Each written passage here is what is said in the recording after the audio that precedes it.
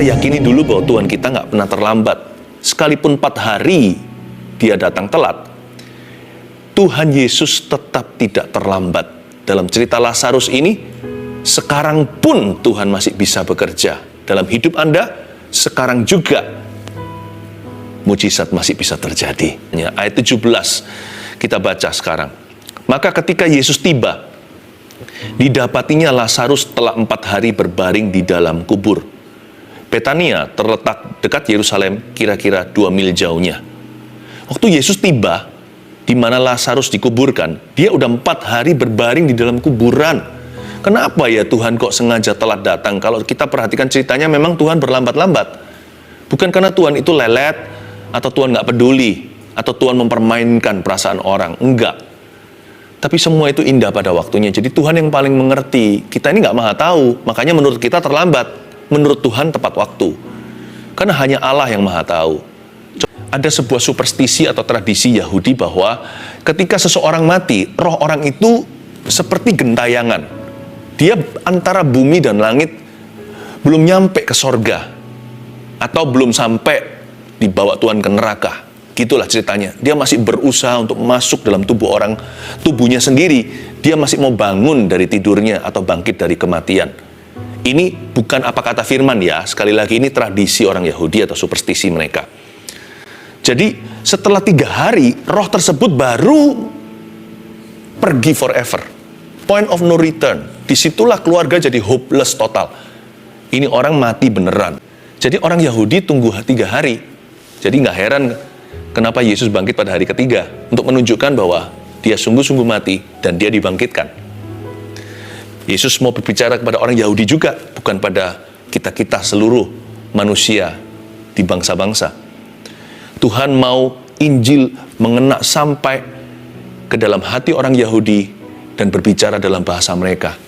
Ya, ini semuanya adalah hikmat saja. Tentunya ada kedaulatan Allah yang kita tidak bisa selidiki kenapa 4 hari. Jadi nggak ada yang namanya kebetulan. Ini kabar baiknya buat kita. Mujizat yang Tuhan lakukan, sekalipun nampaknya telat atau terlambat, ketika Tuhan nanti laksanakan di hidupmu, adalah sebuah mujizat yang tidak bisa disangkali. It is God's doing, atau pekerjaan tangan Tuhan, tidak dibantu orang. Dan itu juga bukan kebetulan, karena di dalam kamus Tuhan, bukan hanya tidak ada kata terlambat, juga tidak ada kata kebetulan di dalamnya. Ayat 19 bunyinya, di situ banyak orang Yahudi telah datang kepada Marta dan Maria untuk menghibur mereka berhubung dengan kematian saudaranya. Ketika Marta mendengar bahwa Yesus datang, ia pergi mendapatkannya. Marta langsung lari, tetapi Maria tinggal di rumah. Maka kata Marta kepada Yesus, Tuhan, sekiranya Engkau ada di sini, saudaraku pasti tidak mati. Coba perhatikan kalimat ini. Tuhan, sekiranya Engkau ada di sini, saudaraku pasti tidak mati. Kedengarannya seperti ada sedikit rasa kecewa di dalamnya, diselipkan dalam kalimat tersebut. Anda kerasa nggak waktu dia berkata, if you were here earlier, kalau Engkau datang lebih dini, Lazarus pasti nggak mati. My brother itu pasti masih hidup hari ini. Kenapa Engkau tiba terlambat? Tuhan, sekiranya Engkau ada di sini, saudaraku pasti tidak akan mati.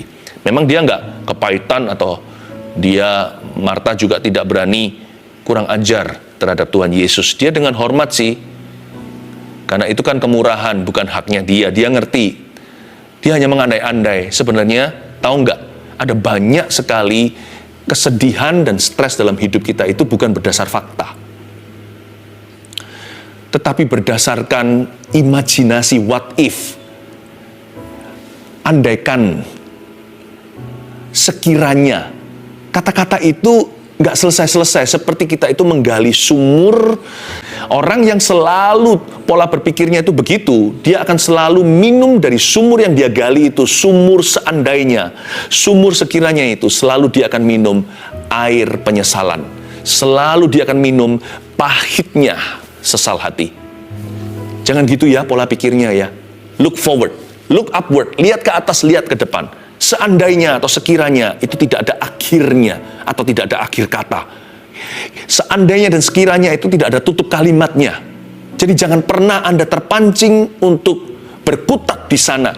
Pikiran Anda terfokus ke situ, kepada imajinasi yang tidak kudus. Andaikan, tahu gitu, sekiranya itu nggak ada akhirnya.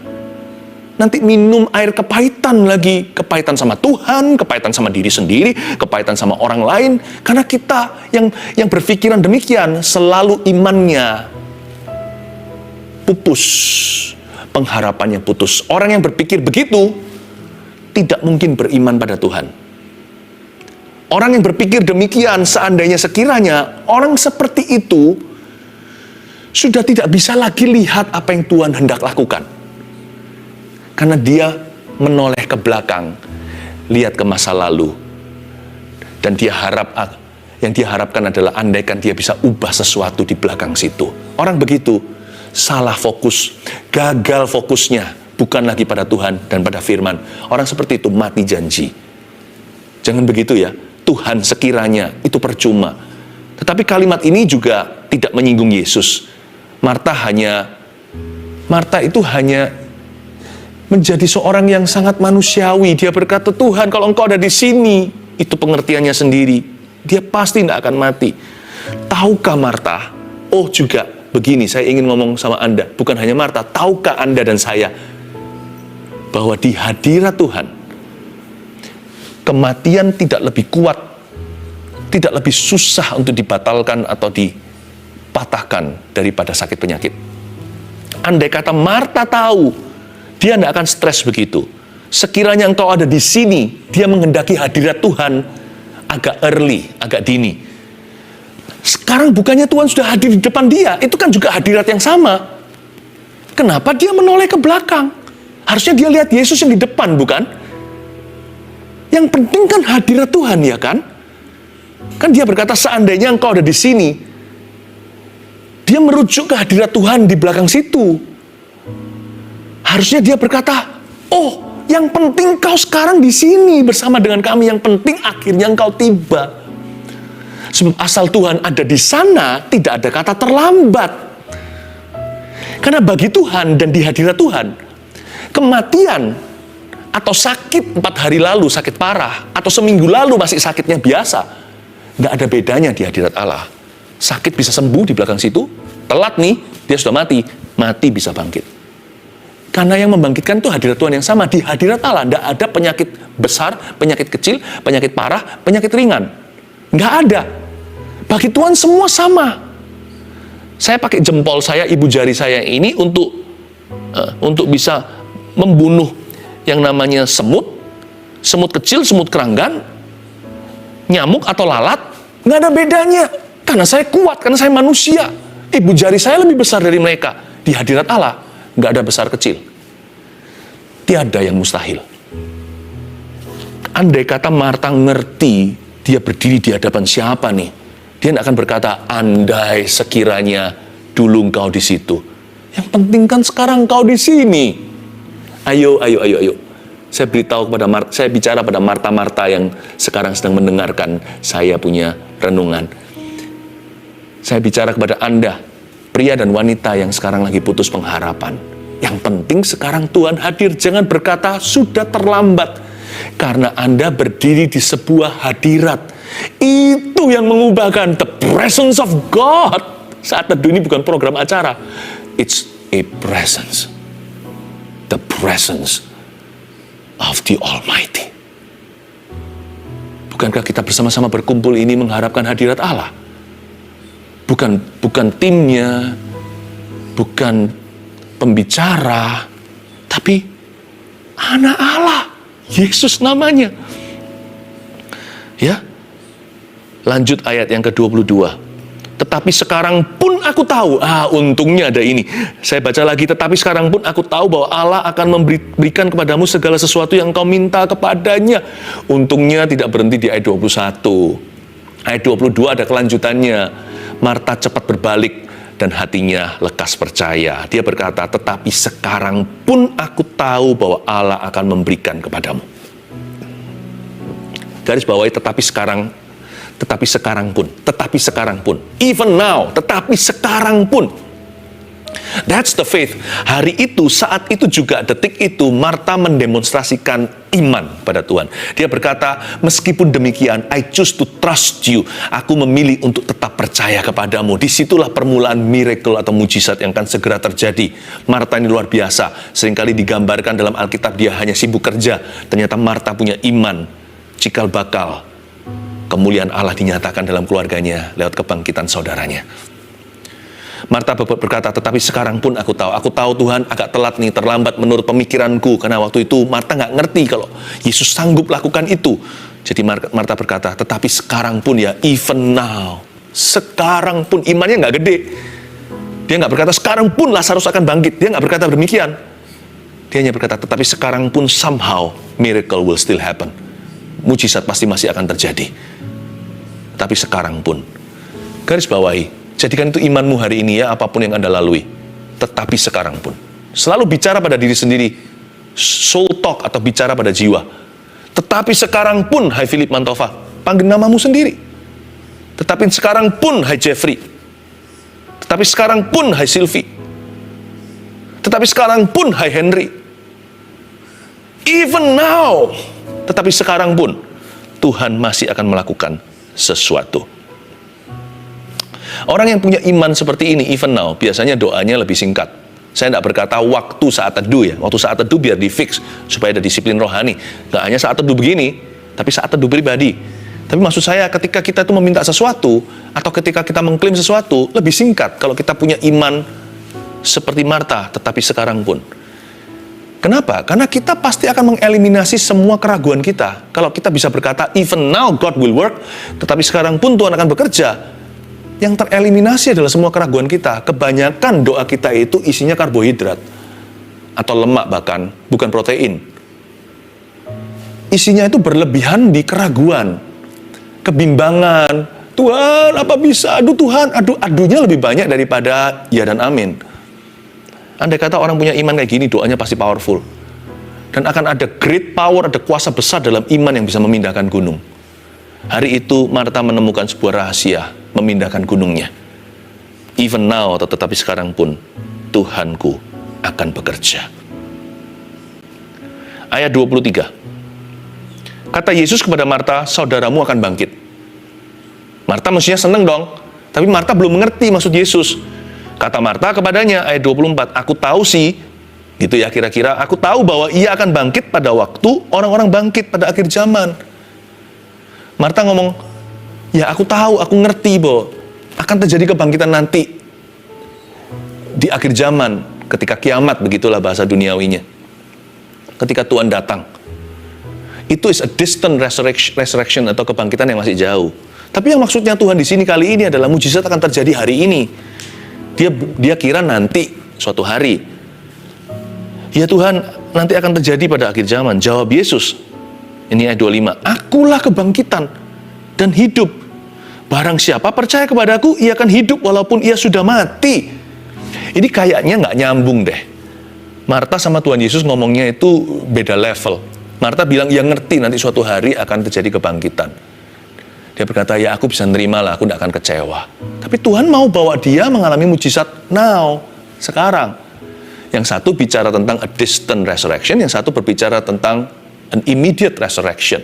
Yang satu bicara tentang kebangkitan yang akan datang, ini kebangkitan sekarang. Nah, jawaban Yesus ini tidak menunjuk ke waktu, padahal mereka bicara tentang timing. Jawab Yesus, akulah kebangkitan. Dia mengarahkan semua perhatian kepada siapa dirinya. Ini luar biasa loh.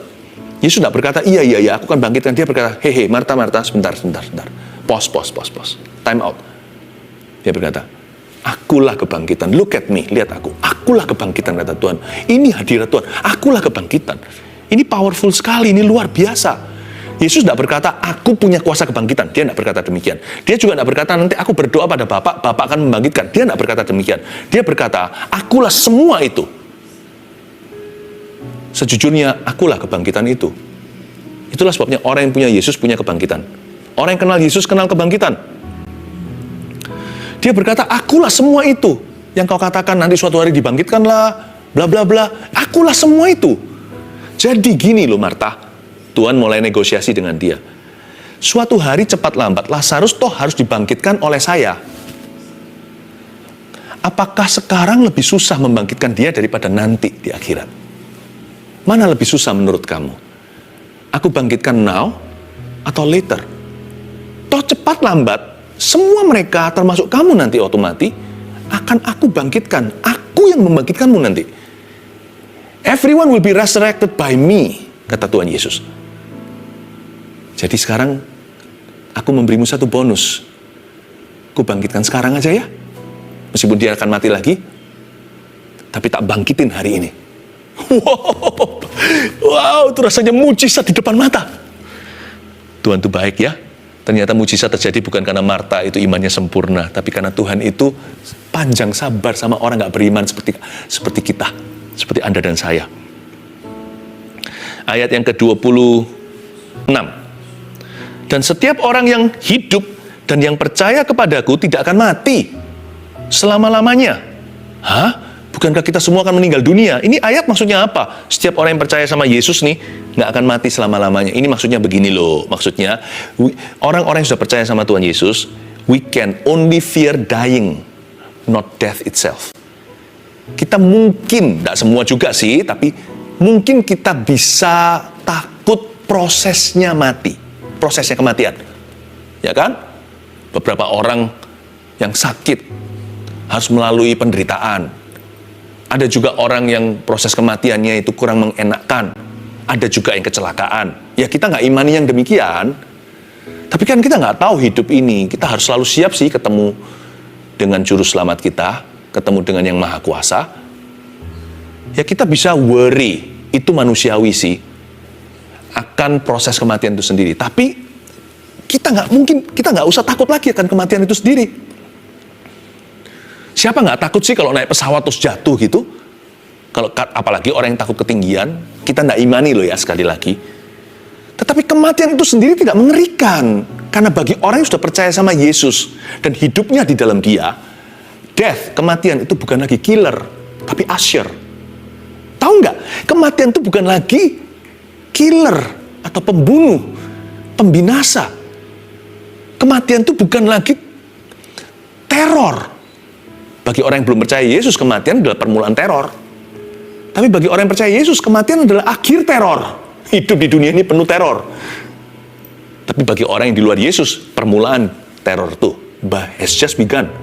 Baru ronde 1. Jadi kematian bukan killer, kematian itu ushering me, meng-usher kita masuk ke dalam sukacita Bapa selama-lamanya. Oh haleluya, itu yang dimaksud. Dan setiap orang yang hidup dan yang percaya kepadaku nggak akan mati selama-lamanya. Ayat 27. Lalu sebelum ayat 27, ayat sebelumnya, kalimat sebelumnya, percayakah engkau akan hal ini? Langsung Tuhan akhiri debat. Tuhan tidak tertarik dengan perdebatan. Makanya Tuhan langsung berkata, kamu percaya nggak? Udah gitu aja. Make it simple, ya atau enggak. Tuhan tidak membutuhkan imannya Marta, tetapi Tuhan sedang mengajak dia untuk kerjasama supaya dia bagian dari cerita kemuliaan Allah, bukan dari cerita orang yang nggak percaya lalu Tuhan buktikan salah. Karena itu Tuhan terakhir berkata begini dari hati kasih, percayakah engkau akan hal ini? Mengakhiri segala debat. Marta, ada banyak hal nggak bisa masuk rasiomu, bukan berarti tidak pakai akal budi loh ya. Satu titik kita harus berkata, I believe, even though I don't see. Sekalipun aku nggak melihatnya, aku percaya. Dan puji Tuhan, endingnya bagus. Ayat 27 bunyinya begini, jawab Marta, untungnya, ya Tuhan, aku percaya. Ya Tuhan, aku percaya, itulah resepinya kemuliaan Allah. Bahwa engkaulah Mesias anak Allah, dia yang akan datang ke dalam dunia. Lalu tak lama kemudian, bangkitlah Koko atau adiknya si Lazarus itu. 3 poin sederhana saya berikan kepada Anda. Dari rangkuman yang kita bahas ayat per ayat, Tuhan gak pernah terlambat. Oleh karena itu ini aplikasinya. 1, hati jangan lekas kecewa. Katakan pada dirimu sendiri, siapa tahu mujizat masih akan terjadi. Siapa tahu sebentar lagi. Jadi jangan lekas-lekas kecewa. Hati itu jangan gampang berkata, aku kecewa sama Tuhan. Karena Tuhan kita tidak pernah terlambat, sekalipun dia datang telat. Sekalipun dia kelihatannya terlambat. Tapi Tuhan tuh ngerti. Dia tahu tradisi, dia tahu superstisi, dia ngerti seluk-beluk hati. Dia tahu apa yang terbaik bagi Anda dan saya. Dia nggak hanya memberi kita secara fisik, dia memperhatikan nilai iman kita. Yang pasti Allah kita tidak pernah terlambat. Jadi hatimu jangan lekas kecewa. 2. Iman jangan mudah goyah. Pengakuan imanmu itu jangan dilepaskan. Terus diakui di mulutmu, terus diyakini di hati. Sebab dengan hati kau percaya, dengan mulut kau mengaku. Jangan lepas. Sebentar berkata, I believe in you, ya Tuhan, aku percaya. Lalu kemudian berkata, aku percaya dapat apa? Mana Tuhan, kok nggak dengar doa? Jangan diubah, jangan pelin-pelan di lidah. Iman itu jangan mudah goyah. Tapi Pastor Philip, kalau kita iman ini nggak terjadi gimana? Oke, saya kasih resep ininya ya, backupnya ya. Ini pun bukan backup iman sih. Ini evolusi iman. Jika lo nggak terjadi mujizat itu bagaimana? Anda ingat surat Paulus nggak? Dia berkata bagaimana? Dia berkata begini, maka tertinggallah ketiga hal ini. Iman, pengharapan, dan kasih. Persis itu kronologinya. Maka tinggal ketiga hal ini. 1 Korintus 13 tepatnya. Iman, pengharapan, dan kasih. Dan yang terbesar diantaranya ialah kasih. Oke, saya ajak kita matematika. Evolusi iman seperti apa? Jikalau iman kita itu nggak goyah, tapi nggak terjadi yang kita imani, biasanya kita downgrade. Seolah-olah downgrade nih. Kita silang iman, tinggal pengharapan. Kita berharap ya, semoga Tuhan menggantikan, atau semoga Tuhan masih kabulkan. Iya kan? Tapi kalau masuk surga jangan semoga-semoga, itu kepastian. Keselamatan itu blessed assurance, atau keyakinan. Saya bicara tentang janji-janji yang sementara, yang sifatnya di dunia ini, flesh and blood, darah dan daging. Kalau iman jatuh satu level, itu ke pengharapan. Lalu jatuh satu level lagi, pengharapan kita nggak terjadi nih. Biasanya akan jatuh di level terendah. Itulah bottom rock, atau itulah batu karangnya. Kasih tanpa syarat. Malahan Paulus berkata yang terbesar malahan kasih itu. Iman mujizat, pengharapan mengharapkan. Semoga masih bisa terjadi. Kasih. Kita bisa berkata Tuhan memberi, Tuhan mengambil, terpujilah nama Tuhan. Itu karena kasih Tuhan dalam diri kita yang tak putus-putusnya. Jadi sebenarnya jangan takut. Kalau beriman, ngejos saja. Saya kalau beriman 100%. Saya kalau doain orang sakit, saya 100%. Sembuh nggak sembuh, saya bukan Tuhan. Tapi kalau saya beriman 100%. Tidak 99 loh ya. Kalau orang itu sakit tambah parah, nggak usah diimani, pasti lebih parah. Kalau masalah rumah tangga yang berantakan kita biarkan juga pasti akan semakin kronis, semakin toksik. Ngapain saya berdoa kalau saya nggak beriman? Biarin aja. Itu bukanlah, syukur tidak mengubah keadaan. Syukur mengubah Anda yang bersyukur di dalamnya. Tetapi iman yang mengubah, iman yang mengalahkan dunia. Kalau saya beriman, baik itu kondisi emosi, kondisi spiritual, kondisi peperangan rohani, rumah tangga, sakit penyakit, pekerjaan, terobosan keuangan, terobosan karir seseorang, atau perubahan hidup, perubahan situasi, perubahan keadaan, penyataan Allah, jawaban doa. Kalau saya beriman full gear, tancap gas.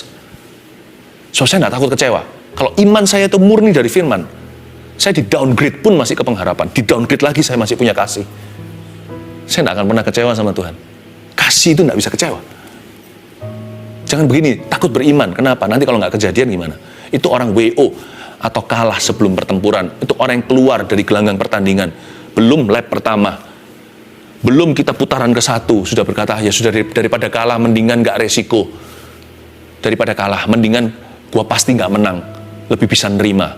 Kayak seperti itu, nanti lama-lama kita jadi pecundang. Iman jangan mudah goyah. Tancap gas. Let's believe in miracles today. Sekalipun orang mau bilang, mujizat-mujizat yang dicari, terserah mereka. Terserah. Karena orang-orang itu tidak akan jadi solusi buat sesamanya. Kita yang percaya jadi solusi.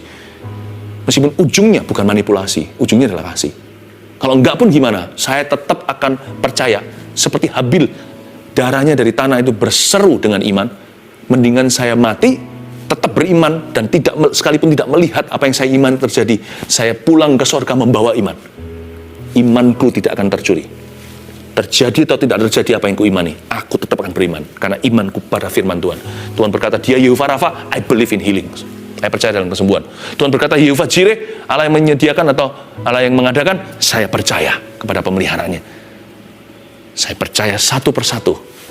Dan kalau Tuhan berkata, aku adalah Allah yang kudus, kudus-kuduslah hidupmu dan hidupku. Jagalah kekudusan. Yang terakhir, kalau hati jangan lekas kecewa. 2, iman jangan mudah goyah, karena Tuhan tidak pernah terlambat. Yang ketiga, ini pewahyuan umumnya buat kita. Mujizat masih terjadi, my brother and sister. Ini yang membuat hidup itu bergairah. Miracle still happen. Yes, even now. Yes, even now. Mujizat masih terjadi. Termasuk sekarang pun Tuhan masih bekerja. Dan saya percaya hari ini adalah hari yang Tuhan tentukan untuk Anda mengalami sebuah mujizatnya. Marilah kita bersyukur dan bergembira di dalamnya.